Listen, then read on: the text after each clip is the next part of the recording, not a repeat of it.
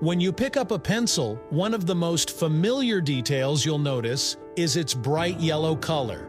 It's so universal that we rarely even question it. Whether you're writing a note, sketching a drawing, or filling out a test, chances are the pencil in your hand is painted yellow. But have you ever stopped to ask why? Why yellow, of all colors? The answer takes us on a surprising journey through history, trade, marketing, and even psychology.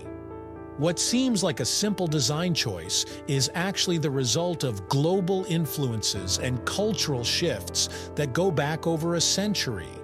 Today, we're diving deep into the story of why pencils are painted yellow, and by the end of this video, you'll never look at an ordinary pencil in quite the same way again.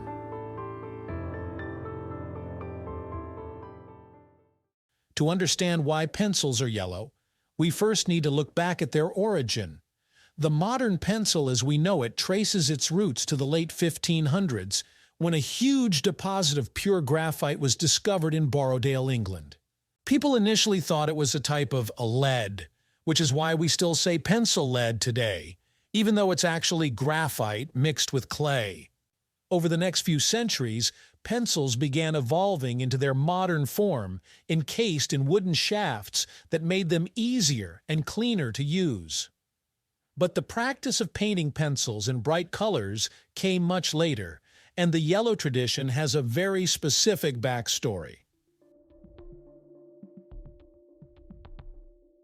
By the 1800s, graphite was being sourced from different parts of the world, but some of the finest deposits came from Asia, specifically China.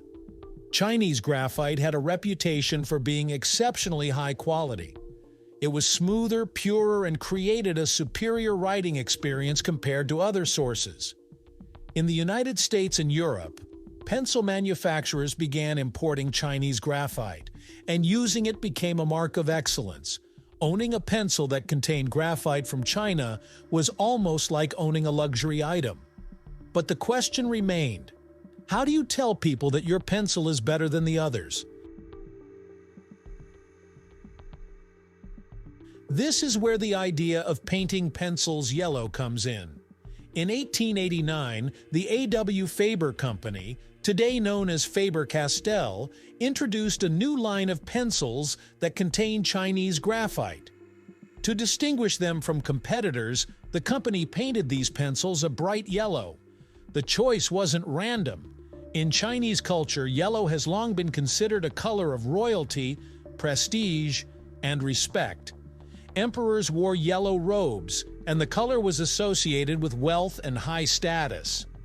By painting their pencils yellow, Faber was essentially signaling to buyers, "This pencil is connected to China, and therefore it's of superior quality." It was clever marketing, linking cultural symbolism with a product. The strategy worked brilliantly. Soon, other manufacturers followed suit. The Koh-I-Noor Hardtmuth Company of Austria-Hungary, for example, released its iconic Koh-I-Noor pencil in 1890, also painted yellow. This particular pencil became legendary, not only for its quality but for its striking look. Named after the famous Koh-I-Noor diamond, one of the largest in the world, the pencil was meant to symbolize luxury and brilliance. The yellow paint tied directly into that theme, reinforcing the image of something special and valuable. The association between yellow and high-quality pencils spread quickly, and before long, yellow pencils became the industry standard.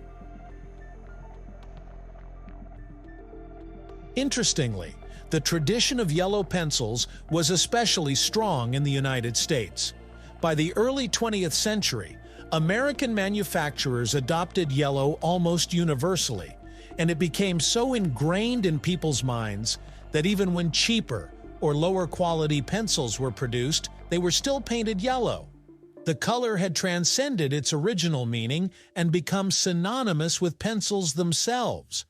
Ask a child to draw a pencil, and chances are they'll reach for a yellow crayon. That's how deep the association runs. But yellow pencils didn't catch on everywhere in the same way. In some European countries, particularly Germany, pencils were often painted in green, red, or black. Each company experimented with its own branding and regional preferences. In fact, in parts of Asia, red or dark-colored pencils were once more common than yellow. However, because American culture and manufacturing had such a large influence globally, especially through exports, the yellow pencil gradually became the most recognizable worldwide.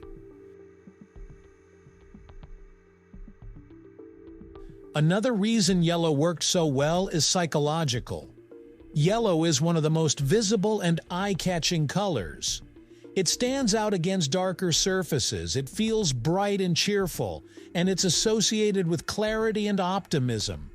For school children, the yellow pencil wasn't just practical, it also felt inviting. The color made it easy to find in a desk or bag, and it gave off an impression of energy and creativity. Even today, marketers know that yellow grabs attention, which makes it a powerful branding tool. It's also worth noting that pencils weren't always painted at all. Early pencils were left unpainted, showing just the natural wood. Painting them was originally done to protect the wood and prevent smudging on the hands, but once companies realized the marketing potential, they began experimenting with different colors and finishes.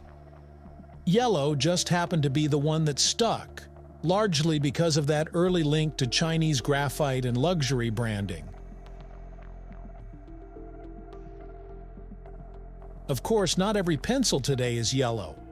Artists' pencils, for instance, often come in black or other colors, designed to stand out from standard school pencils.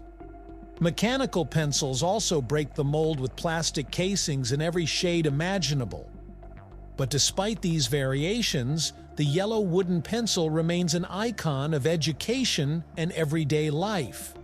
Whether you're filling in standardized test bubbles, scribbling down quick notes, or sketching ideas, the image of the yellow pencil is deeply tied to all those activities.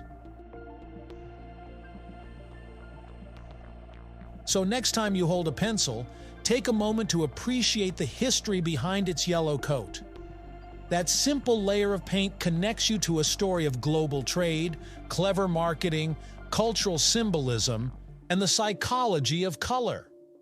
What might seem like an ordinary classroom tool is actually a small but fascinating artifact of human history, one that reflects how ideas and traditions can shape even the most common objects in our lives. Thank you for watching. If you enjoyed uncovering the hidden stories behind everyday things, don't forget to like, share, and subscribe to Janasco. Hit the bell so you never miss a new discovery. Until next time, keep exploring the world's surprising backstories.